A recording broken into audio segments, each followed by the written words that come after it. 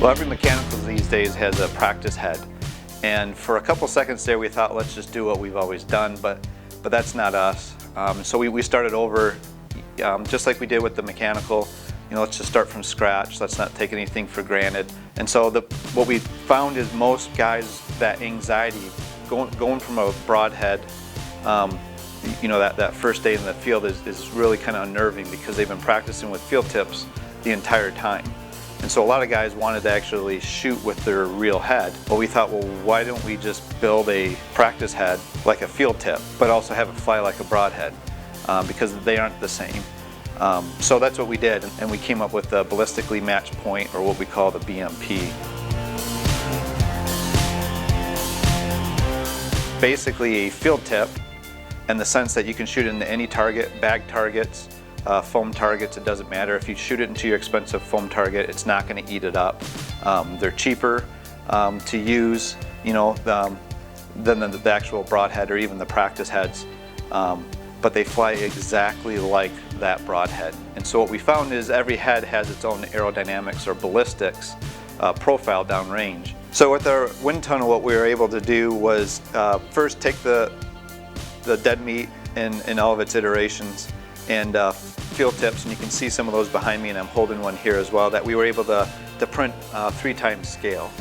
And what we were able to do then was to present it in the wind tunnel for head-on drag, and then also to get the crosswind drag coefficients. So basically amount of force that the air is pushing on that shape in all the different directions. And so that way we can go through the iterations and iterations.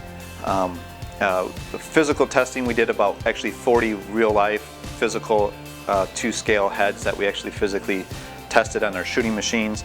But here we did, I think, roughly around the 80 to 90 pieces. And so we went through a lot of iterations to find out, can we get that head-on drag and crosswind drag to be within, less than 4% of what the dead meat actually is, to where the field tip could be anywhere from 18 to 70% different on the head and crosswind, especially the crosswind drag. And that's where if you're shooting your broadheads out in the wind, even if it's a slight breeze, and you're hitting left and right, it's because there's so much more surface area for that wind to grab and push that arrow off compared to a field tip. So it doesn't even matter how well you tune your bow, there's just more surface there for that to push. And what we were able to do is develop between those scoops and different things in there to get that to fly just like the dead meat, within about 80% or more closer than what the field tip was or will impact downrange. It doesn't matter what arrow, spine, what kind of tune your bow is, what kind of knock travel is, any scenario, that BMP will fly like the dead meat. And we tested that all the way out to 80 yards. So the BMP is a perfect match to the dead meat. We tested it and developed it in our wind tunnel. We proved it out on the range that it's 80% closer to the actual head than the field point is. So no more worrying, no more anxiety about going from behind the house to the field. The BMP resolves all that.